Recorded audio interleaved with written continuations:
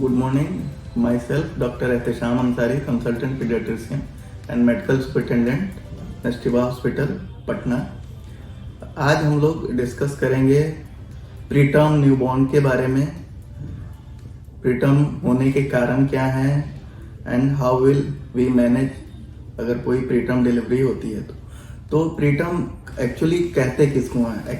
Any newborn delivered before 37 week of gestation is called preterm newborn. हम इसके लिए इतने चिंतित क्यों हैं प्रीटर्म डिलीवरी को लेके? एक्चुअली इंडिया में लगभग 16.8% मोर्टेलिटी, न्यूनेटल मोर्टेलिटी कंट्रीब्यूट करता है preterm babies.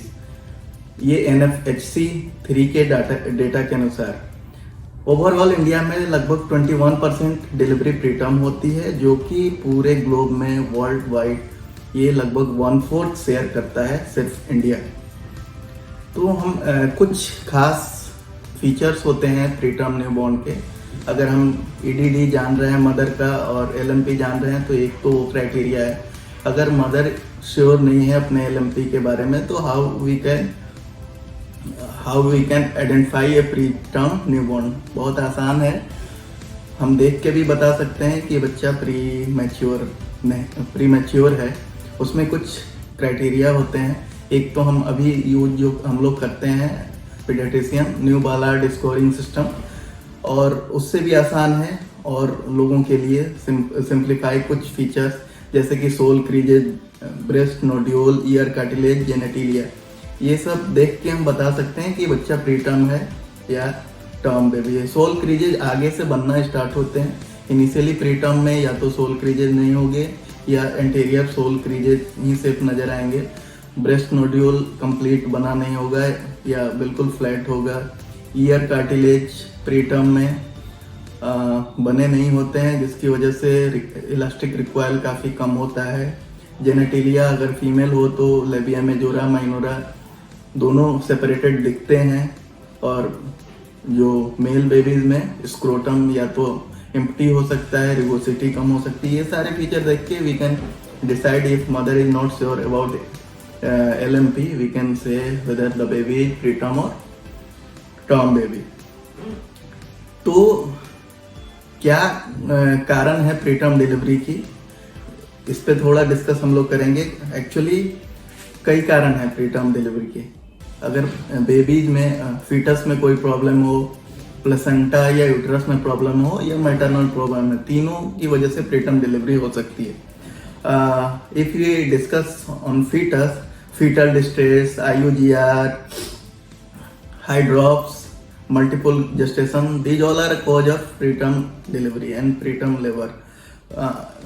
In placenta previa, abruptio of placenta, uterine trauma, congenital malformation of uterus, these all are a cause of preterm delivery. In maternal cause, age of mother, अगर mother का as 16 year से कम हो, 35 year से ज़्यादा हो, both are cause of preterm labor. Prior history of preterm delivery, preeclampsia यानी chronic medical illness in mother, premature rupture of membrane, infection, these all are cause of premature delivery, preterm labor. हम premature babies को लेके इतने concern क्यों हैं? उनमें कुछ खास प्रॉब्लम आते हैं डिलीवरी के बाद, जिसको एक अच्छे सेंटर पे मैनेज किया जा सकता है, specially those baby which are less than 34 week completed week. First of all, अगर मदर को प्रीटर्म लेबर स्टार्ट हो गया और तो कोशिश करेंगे कि उसको हम डिले करें और मेडिकली मैनेज करें। बेबी अगर इंडिकेशन ना हो बेबी की डिलीवरी की, तो उसमें गायनिकोलॉजिस्ट टोकोलाइटिक का यूज़ करते हैं, एंटीनेटल स्टेरॉइड का यूज़ करते हैं। एंटीनेटल स्टेरॉइड से बेबी में बहुत सारे कॉम्प्लिकेशन कम हो जाते हैं, जैसे कि RDS, necrotizing enterocolitis, and overall survival बढ़ जाता है प्रीटर्म बेबी का एंटीनेटल स्टेरॉइड देने से। आजकल मैग्नीशियम सल्फेट न्यूरोप्रोटेक्टिव ड्रग वो भी देते हैं, काफ़ी प्रीटर्म डिलीवरी होती है तो उसमें सेरेब्रल पैल्सी के चांसेस कम होते हैं प्रीटर्म बेबी में, अगर हम आगे मैनेज करते हैं। तो प्रीटर्म डिलीवरी में एक मोस्ट कॉमन रेस्पिरेटरी डिस्ट्रेस और एडमिशन का कॉज होता है respiratory distress syndrome, high line membrane disease. और ये बहुत बड़ा कारण है न्यूबॉर्न में प्रीटर्म में मोर्टेलिटी का। बहुत अच्छे सेंटर में हम अब at the time of delivery he CPAP का यूज करते हैं। पहले से एंटिसिपेटेड है कि बेबी प्रीटर्म होने वाला है, we should prepare for that, all resuscitative equipment should be there. CPAP अगर है तो उसको फ्रॉम डिलीवरी रूम से कहीं भी सस्पेक्ट कर रहे हैं आरडीएस, सीपैप वहीं से लगाना है and it will reduce dramatic reduce the incidents of death in the case of RDS delivery room CPAP. उस सर्फेक्टेंट देने के चांसेस भी उससे कम हो जाते हैं। फिर हाइपोथर्मिया के चांसेस जो कॉज बहुत कॉमन है प्रीटर्म बेबीज में, उसके लिए incubator from delivery room incubator हम ट्रांसपोर्ट करें बेबी का। Hypoglycaemia, hypocalcaemia, neonatal jaundice, NEC, these all are complication of premature baby. तो हमें बहुत कॉशसली इन प्रीटर्म बेबीज का मैनेजमेंट एक अच्छे सेंटर में करना पड़ता है देख के। Regarding feeding of this baby, there is only few contraindication for feeding: severe respiratory distress, haemodynamic instability, any congenital malformation of GIT.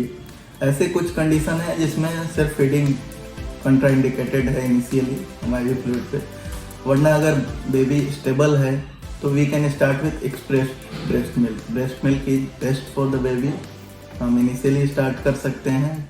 अगर बेबी 32 वीक से कम का है तो हम ट्यूब से डायरेक्ट ट्यूब फीडिंग स्टार्ट कर सकते हैं।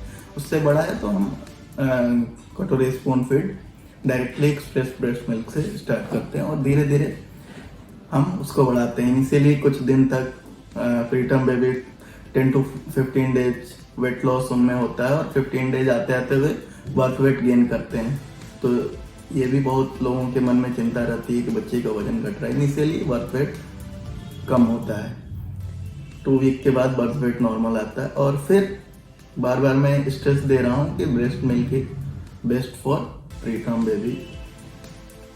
इसके अलावा कुछ चीज़ें जो सप्लीमेंट एडिशनल हम लोग करते हैं, उसमें कैल्शियम, विटामिन डी और 4 to 6 वीक के बाद आयरन सप्लीमेंटेशन हम प्रीटर्म बेबीज में करते हैं। एक अल्ट्रासाउंड अगर प्रीटर्म है तो ultrasound brain to see any IVH, क्योंकि वो आगे जाके सेरेब्रल पाल्सी का कॉज हो सकता है। ये सब प्रिकॉशन। एक और बहुत कॉमन चीज़ जो पेरिफेरी में प्रैक्टिस देखा गया है, ऑक्सीजन यूज।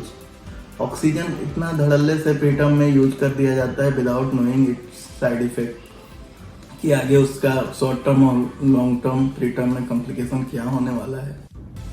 प्रीटर्म में ऑक्सीजन के टॉक्सिसिटी कॉम्प्लिकेशन होते हैं long term, retinopathy of prematurity और bronchopulmonary dysplasia. Retinopathy of prematurity India में एक कॉमन कॉज है ब्लाइंडनेस का, चिल्ड्रन में ब्लाइंडनेस का। और HMD ब्रोंकोपल्मोनरी डिस्प्लेसिया की वजह से बच्चों में ऑक्सीजन डिपेंडेंसी हो जाती है और क्रोनिक लंग डिजीज के ये कारण है। तो ऑक्सीजन का यूज प्रीटर्म में बहुत सावधानी से करना है। किसी को ऑक्सीजन ज़रूरत ना हो तो ना देना है और बिल्कुल टारगेटेड ऑक्सीजन देना है उसको। ये सारे प्रिकॉशन ध्यान रखने से प्रीटर्म का अगर हम ख्याल रखें और regular follow up at the vaccination time पे और मदर की काउंसलिंग, खासकर मदर की proper counselling regarding how to manage the baby at home, ये हमें ध्यान से करने पे प्रीटर्म का survival we can increase the survival और लॉन्ग टर्म कॉम्प्लिकेशन भी हम रिड्यूस कर सकते हैं और एक नॉर्मल लाइफ प्रीटर्म बच्चे को हम दे सकते हैं। Thank you.